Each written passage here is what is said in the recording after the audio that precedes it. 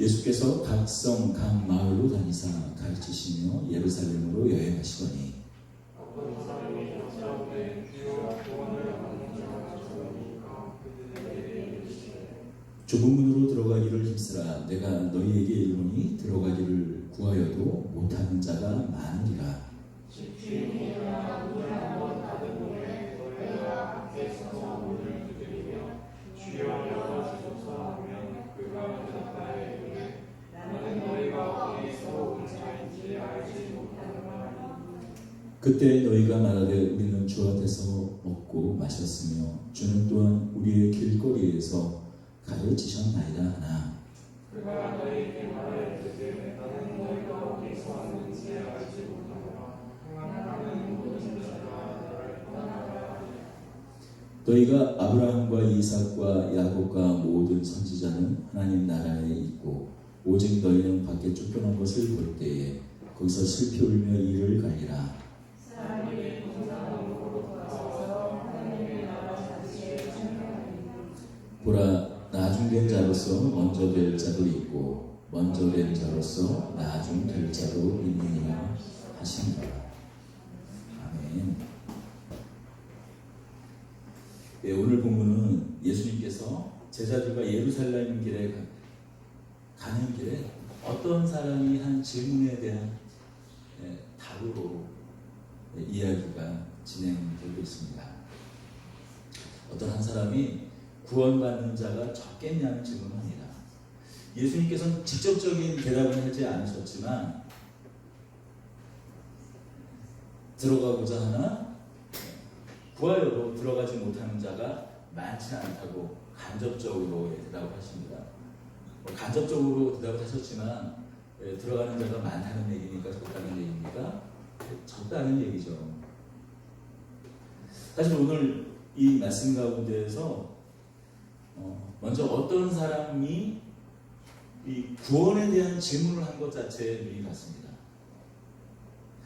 이 사람이 자신은 구원을 받았는지, 이 사람이 구원을 자신은 받았다고 생각을 하고 이 질문을 하는지, 아니면 내가 정말 구원받은, 참으로 구원받은 주의 자녀가 맞는가, 사실 두렵고 떨림으로 이 질문을 하는지는 알 수 없지만,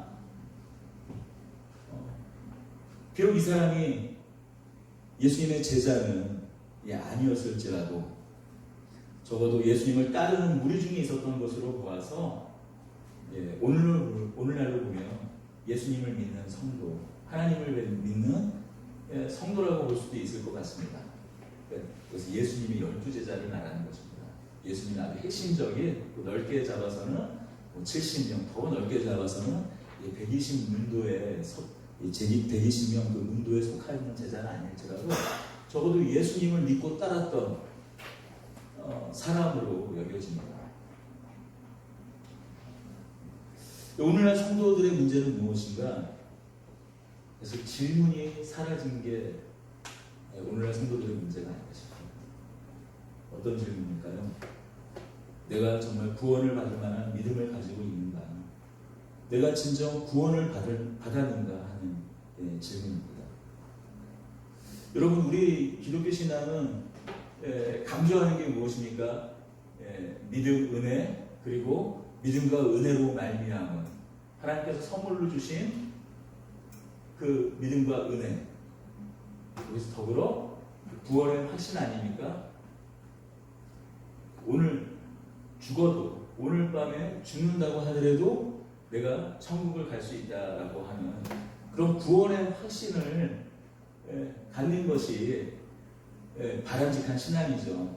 그것이 틀렸다고 말하는 것이 아닙니다. 그럼에도 불구하고 때로는 우리는 이런 질문을 할 수 있어야 됩니다. 아니, 해야 됩니다. 내가 정말 구원을 받았는가? 나에게 정말 구원을 받을 만한, 구원을 이룰 만한 믿음이 있는가? 우리 질문을 해야 한다는 것이죠. 여러분, 이 질문이 때로는 우리의 구원의 확신을 흔들 수가 있어요. 때로는 우리가 가진 평안을 깰 수도 있습니다. 그러나 여러분, 구원을 얻을 만한 믿음을 가지지 못했는데 평안하다면, 그건 거짓된 평안 아닙니까?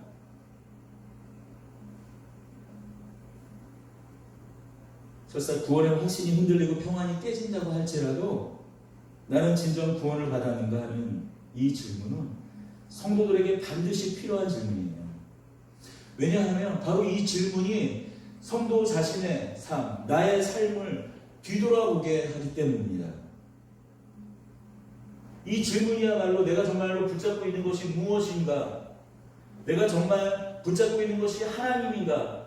내가 정말 붙잡고 있는 것이 하나님이 아니라 예수님이 아니라 다른 무엇이 아닌가 하는 것을 어떻게 확인할 수 있을까요? 바로 이 질문입니다.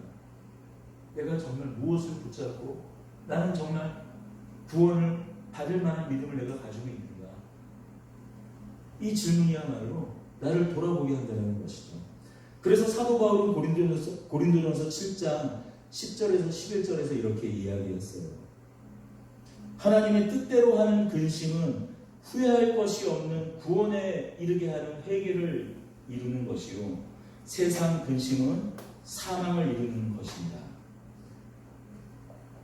예수님을 믿게 되는 우리에게 상황과 환경, 우리가 사는 삶을 초월한, 그것을 넘어서는 평화가 샬롬이 우리에게 찾아옵니다. 반드시 찾아옵니다. 비록 내가 오늘 살아가는 일상의 삶이 사실 내 뜻대로 되는 삶도 아니고 내가 이루려고 하는 대로, 내가 소망하는 대로 사는 삶이 아닐지라도 하나님께서 주시는 깊은 평안이 찾아옵니다. 그럼에도 사도 바울은 이렇게 얘기하고 있어요. 우리 안에 우리 삶에 근심이 있을 수 있다는 것이에요. 신자가 하는 근심은 어떤 근심인가? 하나님 뜻대로 하는 근심인데, 그건 정말로 하나님께 붙들린 자는 어떤 근심을 하게 되는가? 구원에 이르게 하는 근심이라는 거예요. 내 삶을 성찰하는, 단순히 도를 닦아서 도에 이르는, 뭔가 그 해탈하고 열반에 이르는 그런 성찰과 그런 근심이 아니라 구원에 이르게 하는 근심이라는 거예요. 그래서 이어서 사도 바울은 7장 10절에 이어 11절에서 이렇게 이야기합니다. 보라, 하나님의 뜻대로 하게 된 이 근심이 너희로 얼마나 간절하게 하며, 얼마나 변증하게 하며, 얼마나 분하게 하며, 얼마나 두렵게 하며, 얼마나 사모하게 하며, 얼마나 열심히 있게 하며, 얼마나 벌하게 하였는가. 너희가 그 일에 대하여 일체 너희 자신의 깨끗함을 나타내는구나. 이 근심이 두렵고 떨리는 마음으로 구원에 이르게 한다고 말하고 있어요. 그 구원을 사모하게 한다고 말합니다. 그리고 그 구원을 이루게 하려고 더 열심을 내게 한다고 말씀해요. 그리고 궁극적으로 그 삶이, 그리고 그 근심이 우리의 삶을 깨끗하게 한다고 말합니다. 너희 자신의 깨끗함을 나타내는 겁니다. 그렇습니다. 우리가 이 땅 가운데에서 근심하는 것은 다만 이 세상 사람들이 하는 똑같은 염려와 근심이 아니라 구원받은 자로서는 정말 합당한 삶을 살고 있는 거야. 나는 정말 구원을 받았는 거야. 난 이 땅 가운데 하나님이 주신 구원을 이루고 있는가? 아니, 근심이어야 한다고. 아니, 하나님의 뜻대로 하는 근심은 그러한 근심이라고 얘기하고 있어요. 그러니 항상 매일매일 우리의 삶 가운데 우리의 삶을 돌이켜봐야죠. 내가 정말 구원받았는가? 사실 이렇게 말하고 있지만 저도 가끔씩 내가 정말 그래도 목사면 구원의 확신 정도가 아니라 구원의 확신 정도 있지 않겠어요? 제공으로 있지 않겠습니까? 그럼에도 불구하고 두렵고 떨리는 마음이 있습니다. 어쨌든 평생 주의 복음을 전하다가 나는 하나님 나라에 이루지 못하는구나. 여러분, 오늘날 그 많은 문제를 일으키는 목회자들이 있지 않습니까? 뭐 이름을 거론하지 않아도 여러분의 머릿속으로 떠오르는 누군가 이름이 있다면 그분을 생각하면 됩니다. 그렇다면 그런 목회자가 사역을 하는 그 교회는 성도들은 그런 목회자 아래서 신앙생활을 했으니까 지옥에 갔을까요? 지옥에 아니요. 저도 그 삶이 어떤지 몰라도 대부분의 목회자들이 강단에서 서서 예수님 잘 믿으라고 하죠. 기도 열심히 하라고 하죠. 이 땅의 것을 바라보지 말고 하늘의 소망을 바라보게 하죠. 그렇게 하지 않습니까? 그러면서도 정작 자신은 어떻습니까? 피디수첩에 나오잖아요. 그리고 그것이 알고 싶다에만 나오는 일이 많지 않습니다.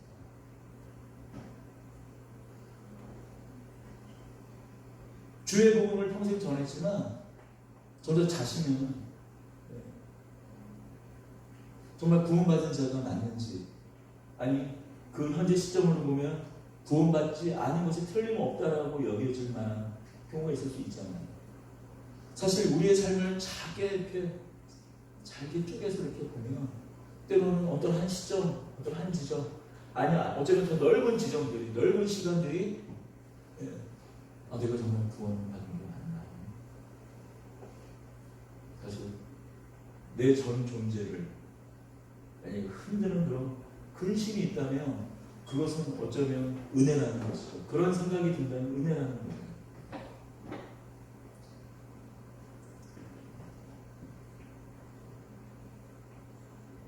이 제일 그 사기 중에 제일 성공한 사기꾼이 어떤 사기꾼일까요?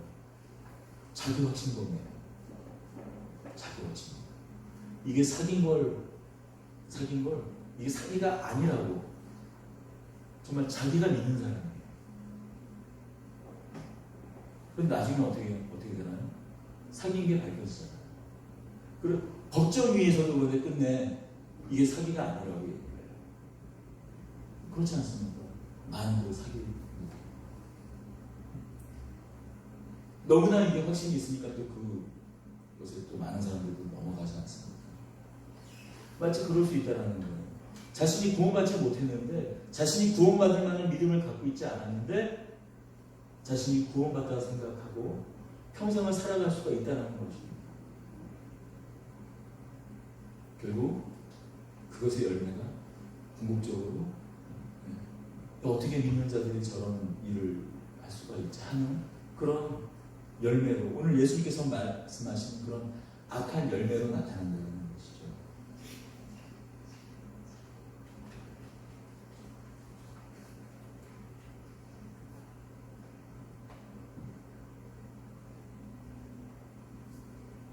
구원받은 자로서 기쁨과 감격과 감사와 찬송이 신자의 삶에, 성도의 삶에 항상 함께 있어야 하지만, 그럼에도 분명히 정말 내가 구원받았다, 그런 질문이 우리 안에 있기를 원합니다. 가장 안타까운 것은 구원 자체를 생각하지조차 않는다면 가장 슬픈 것이죠. 왜 우리 안에 구원이 있어야 하는지, 왜 우리 안에 예수 그리스도의 생명이 있어야 하는지 라는 질문조차 하지 않는다. 내가 구원 받았나, 구원 안 받았나, 구원 받았나, 구원 받았나, 구원 받지 않았나의 질문의 문제가 아니라 더 근원적으로 왜 예수를 믿어야지 하는 질문조차도 없다면 아마 그것이 가장 안타까운 일이죠. 예수님께서는 이렇게 오늘 본문에서 분명히 말씀하세요. 구원의 문이 좁다라고 말씀하십니다.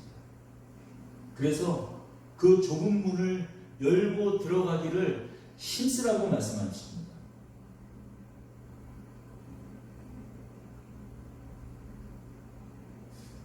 구원은 믿음으로 주어진 거 아닙니까? 은혜로 주어지는 거 아닙니까? 힘쓰면 이건 내가 내 힘으로 구원받는 거 아닌가요? 혹시 좀 이런 생각이 든다면 좀 더 본문을 좀 살펴보기 원합니다. 여기서 이 힘쓰라는 말은 성경 이곳 저곳에 이 단어를 여러 구절에서 사용하고 있어요. 골로새서에 보면 골로새서 1장 29절에 이를 위하여 나도 내 속에 능력으로 역사하는 이 역사를 따라 힘을 다하여 수고하노라. 하나님께서 복음의 능력, 구원의 능력으로 나를 구원하셨지만 내 속에서 능력으로 역사하시니 역사를 따라 힘을 다하여 수고하라고 얘기하고 있어요. 은혜와 선물로 믿음을 받았으니 그냥 캐세라세라 하면 나의 구원이 그저 이루어지는 거라고 성경은 얘기하지 않습니다. 능력으로 역사하는 이 역사를 따라 힘을 다하여 수고하라고 말씀하고 있어요. 디모데전서 6장 10절에 뭐라고 하나요? 믿음의 선한 싸움을 싸우라. 영생을 취하라. 이를 위하여 너가 부르심을 입었고 많은 증인 앞에서 선한 증거를 증거했더라. 믿음으로 선한 싸움을 싸우라. 믿음을 지켜나가기 위해 선한 싸움을 싸우라고 얘기하고 있어요. 사도 바울은 그리고 형장이 이슬로 사라지기 전에 이렇게 디모데후서 4장 7절에서 이야기합니다. 내가 선한 싸움을 싸우고 나의 달려갈 길을 마치고 믿음을 지켰다라고. 하나님께서는 은혜로 주신, 선물로 주신 것이지만 우리 삶, 우리 인생 가운데서 이것이 믿음으로 싸우며 지켜야 되는 것이라고 얘기하고 있습니다.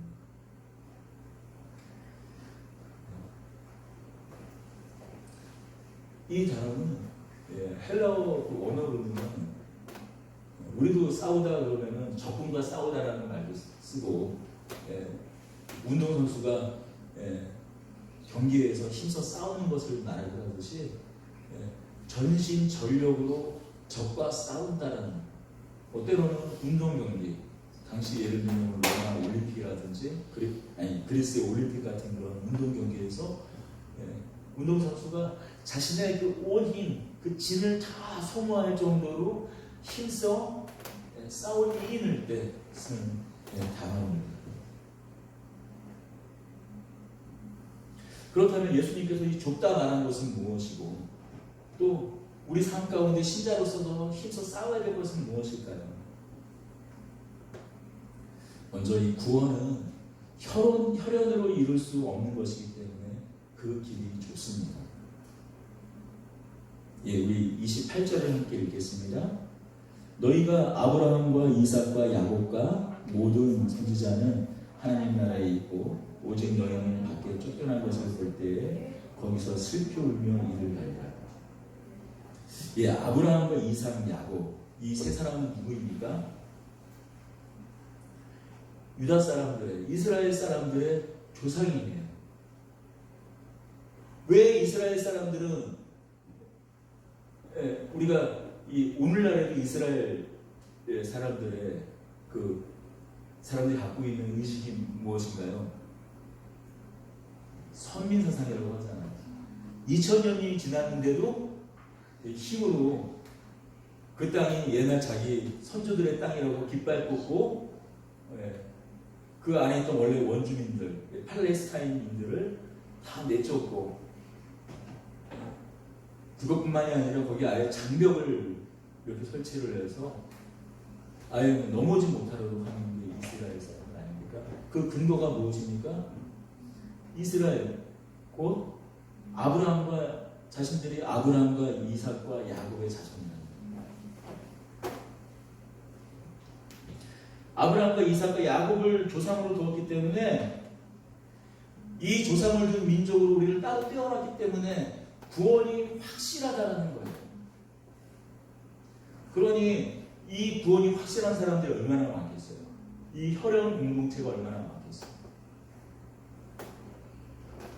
아브라함과 이삭과 야곱의 후손이라면 다 구원에 동참할 수 있다는 거 아닙니까?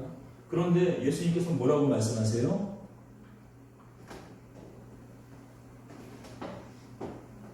너희가 아브라함과 이삭과 야곱과 모든 선지자는 하나님 나라에 있고 오직 너희는 밖에 쫓겨난 것을 볼 때 거기서 슬피 울며 이를 갈리라.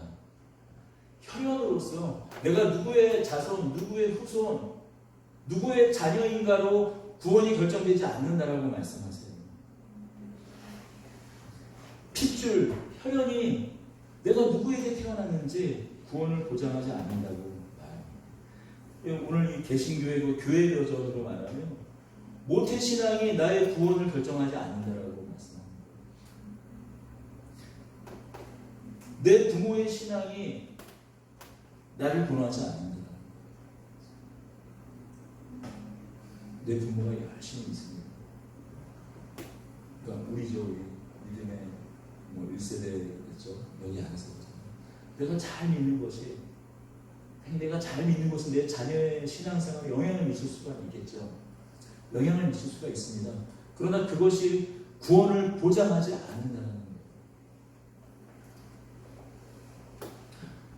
사무엘의 그 두 아들이 나중에 구원을 이룰 만한 믿음을 갖게 됐는지 회개해서 갖게 됐는지 모르겠지만 이스라엘 나라의 왕이 왜 세워졌습니까? 사무엘, 그 믿음이 있었던 이스라엘 사사기의 그 어둠의 시절을 끝내고 이스라엘을 광명으로 되돌렸던 그 사무엘의 그 두 아들이 믿음을 저버리고 하나님의 공의를 행하지 않고 판결을 굳게 해서 결국 이스라엘 백성들이 하나님 앞에, 하나님께, 먼저는 사무엘 선지자에게 왕을 요구하지 않습니까? 내 믿음이 내 자녀의 신앙을 담보하잖아요. 또 우리 부모의 신앙이 내 구원을 담보하지 않아요. 보장하지 않는다는 거죠.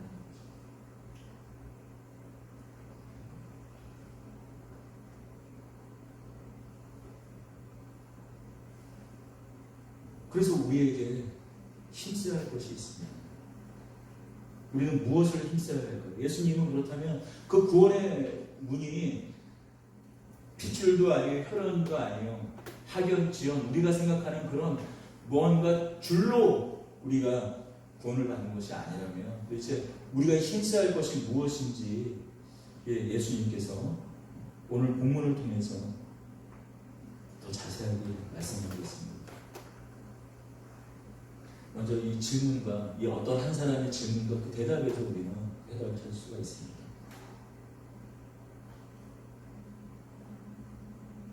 우리 25절과 26절을 함께 좀 읽어보겠습니다. 집주인이 일어나 문을 한번 닫은 후에 너희가 밖에 서서 문을 두드리며 주여 열어주소서 하면 그가 대답하리되 나는 너희가 어디에서 온 자인지 알지 못하노라 하리니 그때 너희가 말하되 우리는 주 앞에서 먹고 마셨으며 주는 또한 우리의 길거리에서 가르치셨나이다 하나. 함께 먹고 마셨다라는 거예요. 이 먹고 마셨다라는 것은 무엇입니까? 예수님의 식탁에 예수님의 잔치에 초대됐다라는 거예요. 우리 누가복음에서부터 지금까지 좀 가끔씩 띄엄띄엄 다른 본문으로 막 가고 해가지고 좀 잊어먹기도 하는데 항상 예수님께서 어느 곳인가 가면 항상 잔치를 여시고 사람들을 초대하지 않았습니까? 때로는 마태와 같은 세리 사람들의 손가락질 받는 그런 사람들을 초대를 하고요. 창기와 같은 술집 여자 같은 율라과 여생 그 여자들도 예수님께서 초대를 하시고요. 잔치에 초대를 하셨잖아요. 그런데 그것뿐이니까 예수님께서 어디를 가시든지 가르치지 않습니다. 천국 복음을 전파하시잖아요.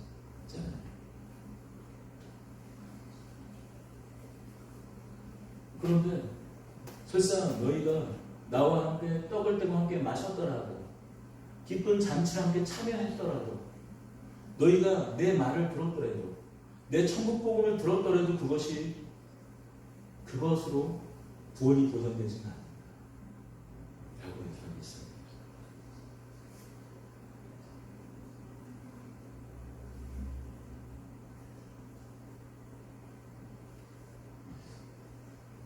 좀 교회에 좀 들어와서 본다면 여러분 이곳 가운데 주의 복음이 아무리 선포된다고 할지라도 정말 그의 복음에 반응하고 그 복음에 따른 삶을 살지 않는다면 여러분 과연 그것이 구원받은 자의 삶일까요?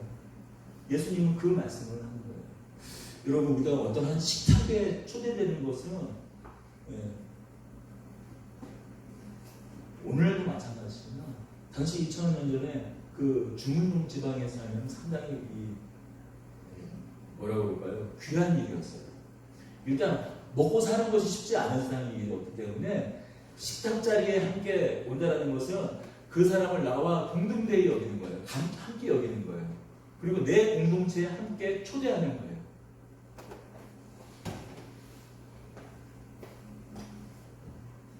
그러니까 어떻게 보면 한 가족과 같은 사람으로 그 사람을 환대하고 인정하는 것이 되는 거예요. 그런데 함께 먹고 마신 것이 잠시 잠깐 그 공동체에 참여하고 함께 먹고 마셨다고 하더라도 그것이 구원을 보장하지 않는다는 거예요. 아무리 교회의 뜻을 밟지만 그곳에서 먹고 마시지만 그것이 내 구원을 보장하지 않는다는 것이죠.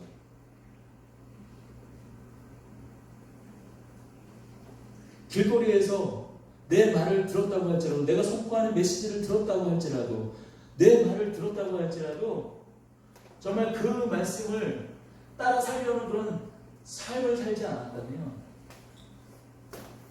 뭐라고요? 집주인이 일어나 문을 한번 닫으면 너희가 밖에서 문을 두드리면 주여 주여 열어주소서 하면 그가 대답하여 이르되 나는 너희가 어디서 온지 자인지 전혀 알지 못하노라 하니. 알지 못하는 거 얘기하고 있습니다.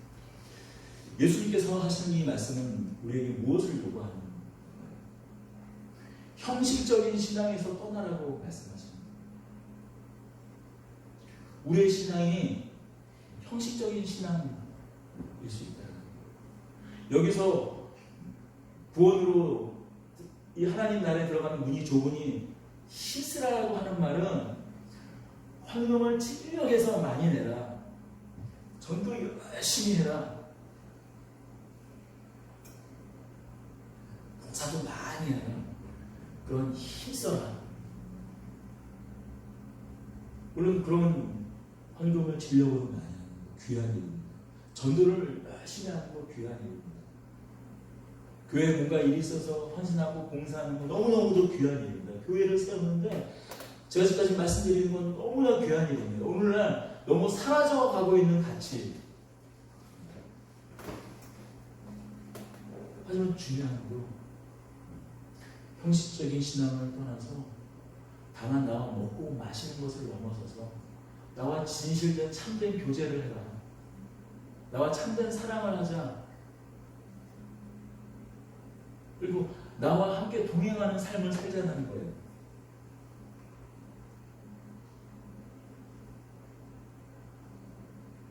우리가 얼마나 오늘날 많은 친구들이 사실 우리의 그 예배가 우리의 신앙생활이 형식적인 이 신앙생활에 머물러 있습니다.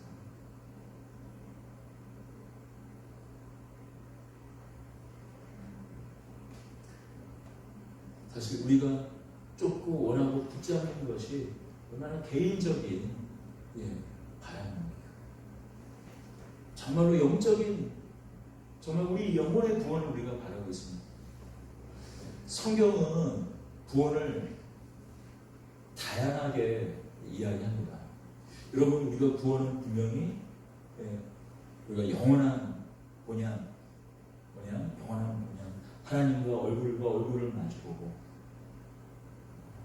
그 기쁨과 감격, 영원한 사망도 없고 죽음도 없고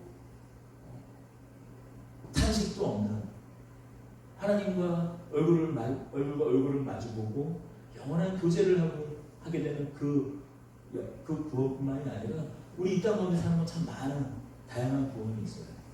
여러분, 당장 백혈병에 걸린 환자가 있다고 쳐보세요.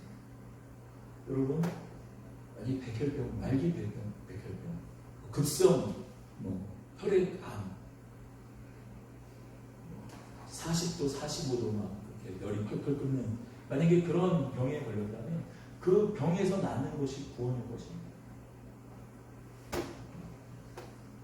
인생이 어떤 절망적인 상황 가운데, 정말 그 깊은 어떤 경제적인 어려움 가운데, 끝가운데 없는 그런 어려움 가운데서 만약에 벗어난다면 그것도 구원입니다. 성경은 그것도 구원이라고 얘기하고 있습니다.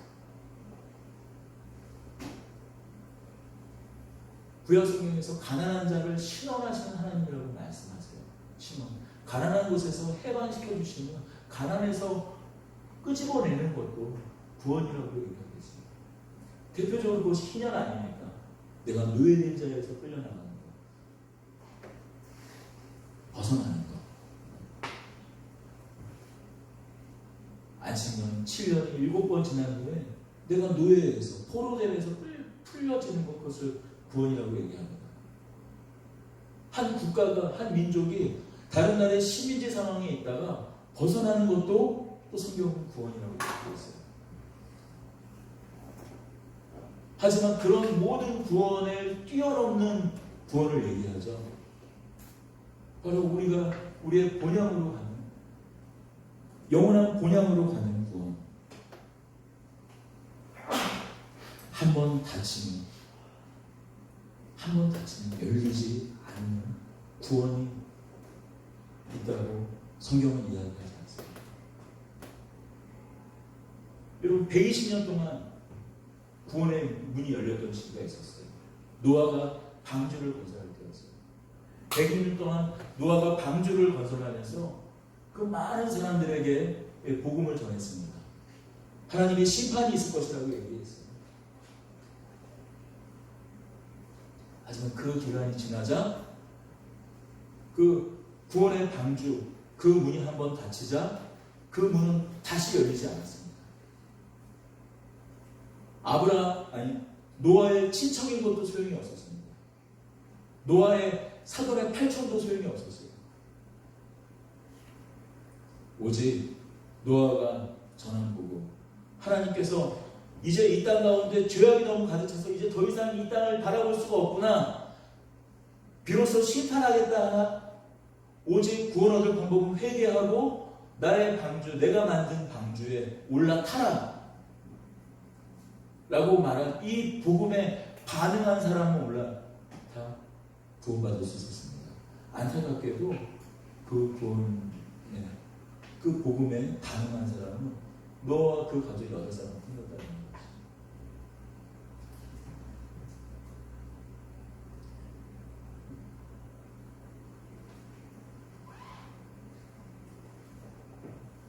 여기서 좁은 문, 힘써라라고 얘기하고 있어서 너무나 우리들이 힘들게 생각하는 것 같습니다.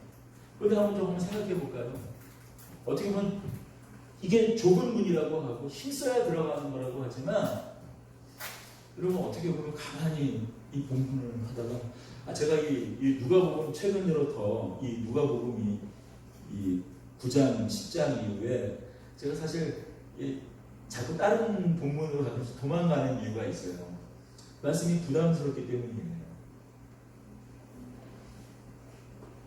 쉽게 하면 이 말이 뭐예요? 우리 안에서 본받지 못한 사람이 있을 수 있다는 거예요. 이게 어떻게 쉬운 말씀입니까? 두려운 말씀입니다. 자꾸 도망가고 싶죠. 그럼에도 불구하고, 그러면 어떻게 이 말씀이 우리에게 복음이 될 수 있는가? 항상 누가 복음이니까 예수님께서 이 말씀하신, 아무리 부담스럽고 피해가고 싶은 본문이라고 할지라도, 만약에 누가 복음 이런 걸 하지 않는다면, 이렇게 그냥 절별로 하지 않는다면, 이런 본문은 사실 어제 계속 어떤 목회자가 다 피하고 싶은 본문이죠. 막 정죄하고 막 그런 거 좋아하는 목사님들이 아니라면 피하고 싶은 본문입니다. 그럼에도 불구하고 틀림없이 누가복음이니까 예수님께서 말씀하신 건 반드시 우리에게 복음이 되어야 되는데 왜 복음일 수 있을까? 좁다고 하지만 사실 넓은 부분이 아닌 것입니다. 만약에 이것이 구원이 천국에 이르는 길이 핏줄로 간다면, 요즘 세대 따라 이게 금수저 아니면 갈 수 없는, 만약에 길이라면 너무 좁은 거죠. 구원을 가려면 최소한 3대째, 한 3대째 신앙생활을 하는 거라 하지 않으면 구원이 안 된다. 이제부터 시작해가지고 나부터 믿기 시작해서 나 손자, 증손자 한 3대는 쇠가 빠지게 풍성 봉사하면 이제 3대까지는 이제 목골 목이고 한 4대째부터 구원받는 거야 이제 진짜. 너무나 힘든.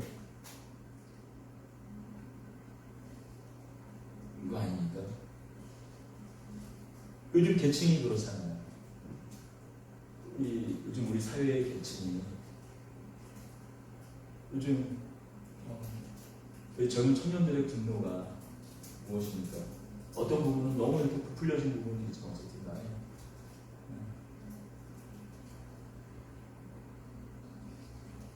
도대체 뛰어넘을 수 없는 넘사벽, 말로는 계층이라고 이렇게 아주 부드러운 말로 했지만 이제 계급화돼 버리고 이제 완전히 이 유리벽처럼 도무지 가질 수 없는 그런 기회들을 바라보면서 절망하는 거 아니에요?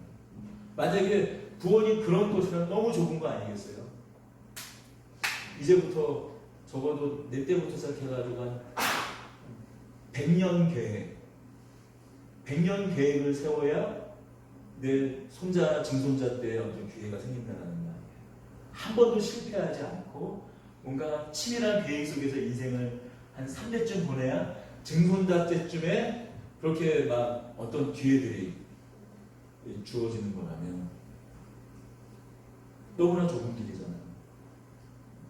그러나 예수님께서 말씀하신 그 구원의 물은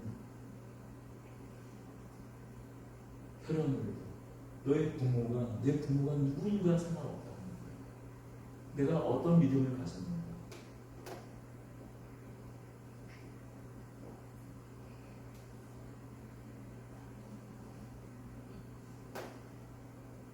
주 앞에서 먹고 마셨으니 주는 또한 우리의 길거리에서 가르치셨나이다. 다만 함께 먹는 차원의 문제가 아니라 가르침을 듣는 차원이 아니라 정말 진실되게 예수님과 내가 예수님과 정말로 진실된 이 진실한 관계를, 정직한 관계를 예수님과 함께 맺고 살아간다면 내가 어디서 태어나고 내가 학력이 어떻든 내 재산이 어떻든 그런 것과 상관없이 내 구원이 내가 하나님 나라의 문을 활짝 열 수 있다면 그것이야말로 그것만큼 더 넓은 구원이 없어요. 예수님께서 지금 여기 헌금 많이 내라, 전도 한 100명쯤 해야 돼. 그리고 뭐 봉사라는 봉사는 뭐 우리는 뭐 교회가 규모가 크지 않아서 훨씬 봉사 이렇게 사실 많지는 않습니다. 그러나 우리가 교회 규모가 커지면 어떻습니까? 온갖 일들을 믿음페이로 해야 되잖아요. 믿음페이로. 요즘에 교회에서 열정페이, 사회에서는 열정페이라는 말을 하지만 이 교회에서 요즘에 유행하는 말이 믿음페이라는 말을 합니다. 믿음을 얼마나 많이 해요. 그런데 그것이 구원을 보장하는 거예요. 때로는 우리가 그것조차 할 수 없는 삶의 현실이 있을 때도 있습니다. 항상 우리는 항상 그런 것에 물려있지 않습니까? 그런데 예수님께서 말씀하세요. 나와 정말 얼마나 진실한 교제를 갖고 있고 내가 누구인 줄 아는 것, 정체성의 이야기로 구원을 이야기합니다.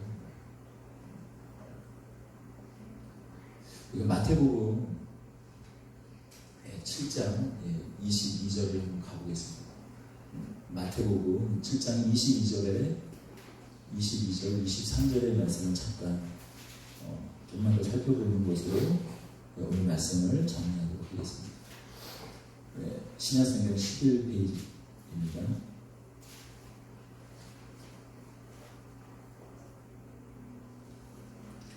(7장 22절입니다) 그날에 많은 사람이 나더러 이르되 주여 주여 우리가 주의 이름으로 선지자 노릇하며 주의 이름으로 귀신을 쫓아내며 주의 이름으로 많은 권능을 행하지 아니하나이까 하니 그때 내가 그들에게 밝히 말하되 내가 너희를 도무지 알지 못하니 불법을 행하는 자들아 내게서 떠나가라 하리라. 누가복음에도 내게서 떠나가라 하고 여기서도 불법을 행하는 자들아 내게서 떠나가라는 말은 출교를 의미합니다. 당시에 중동의 랍비 문화에서 랍비 안에 들어온 제자 그룹 안에서 그 그룹 안에서 쫓아내는 것, 출교할 때 랍비가 그 제자에게 하는 이야기가 내게서 떠나가라 라는 이야기. 그런데 어떤 사람들이 그 이야기를 들었습니까? 주여 주여 하면서 주의 이름으로 선지자 노릇하며 주의 이름으로 복음을 전했다고 하는 거죠. 주의 이름으로 귀신을 쫓아내며 능력을 행했다고 얘기합니다. 주의 이름으로 많은 권능을 행하지 아니하였나이까 하지만 떠나가, 내게서 떠나가라. 그런 것들이 모두 다 자신이 했던 그런 모든 열심과 그런 것들이 정말로 예수 그리스도를 사랑하고 예수님 안에 머무는 기쁨과 감격이 아니라 전부 다 형식적인 것, 외식적인 것, 누구에게 보이고자 했던 그런 모든 것이었다는 거예요.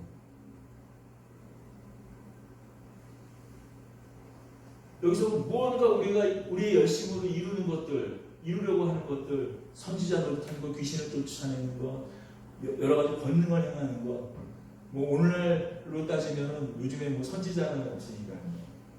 여러 권능, 그런 것들이 뭐라고 생각하세요? 교회 여러 일들일 수 있겠죠.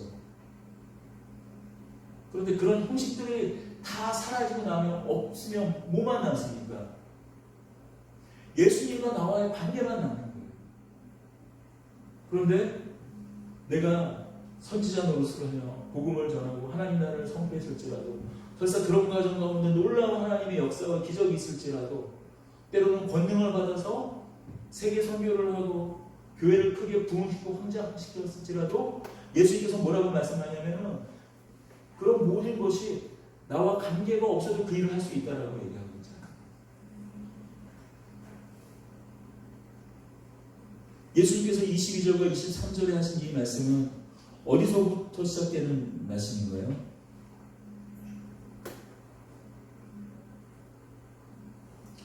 마태복음에서도 13절, 14절이에요. 좁은 문으로 들어가라고 시작하시면서 이 말씀을 하시는 겁니다.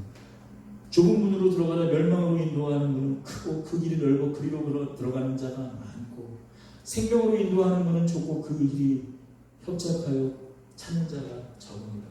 뭔가 눈에 보이는 일, 눈에 보이는 열심으로 하는 사람은 많다. 너무나 넓은 길이다. 많은 사람들이 그 길로 가지만 정작 예수 나와 생명과 진리 나와 진정한 생명을 갖고 있는 나와 사랑을 나누고 깊은 교제를 하고 내 반석에 뿌리를 내려고 하는 사람은 적다라고 예수님께서 말씀하시는 거예요. 그래서 무엇으로 이 7장이 결론을 냈습니까?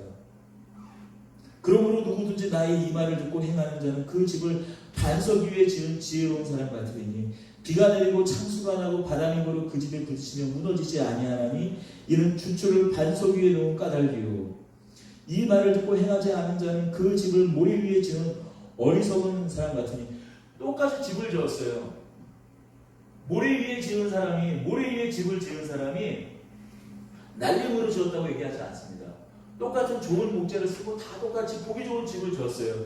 하지만 결정적인 차이는 무엇인가? 반석이 지었냐 모래 위에 지었냐라는 거예요. 내가 선지자 노릇을 하고 주의 권능을 행하고 귀신을 내어쫓았지만 그 안에 중심 가운데 무엇이 있었냐는 거예요. 나와의 관계가 없이. 그래서 모래 위에 지은 것과 같다. 아무것도 아니다. nothing이다. 아무것도 아니라는 거예요.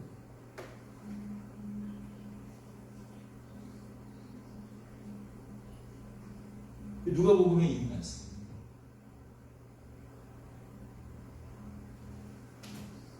좁은 문으로 들어가기 힘쓰라 내가 너희에게 이르노니 들어가질 거여도 못하는 자가 많으니라.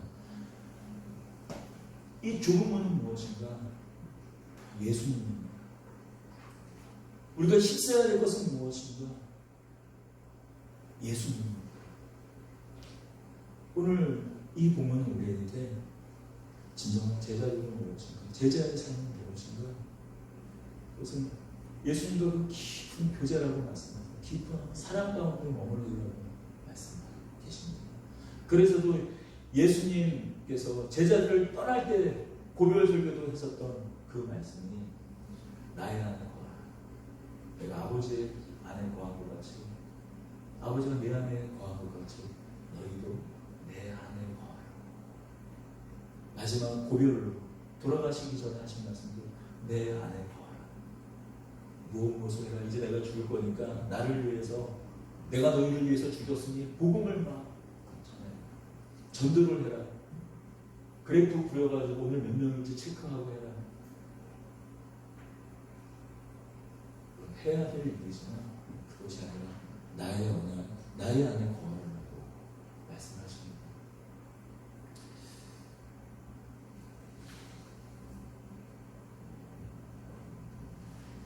어쩌면 오늘 부담스러운 본문일 수 있지만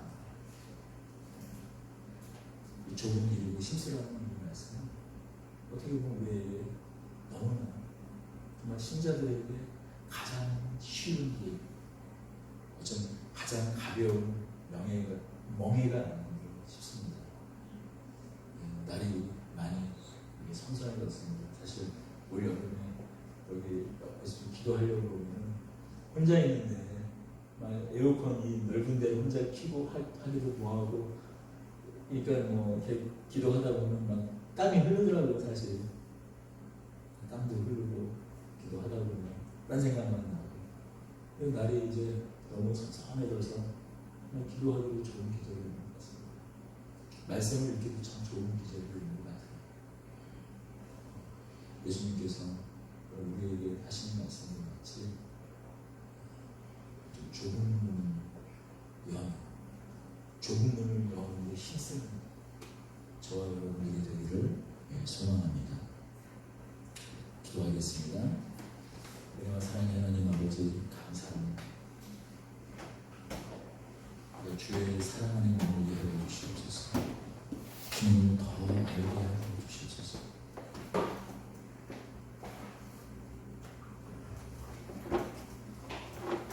모두에게 열렸으나, 누구에게 열렸으나 어떻게 보면 너무나 쉬운 길, 너무나 빠른 그 길이 있음에도 불구하고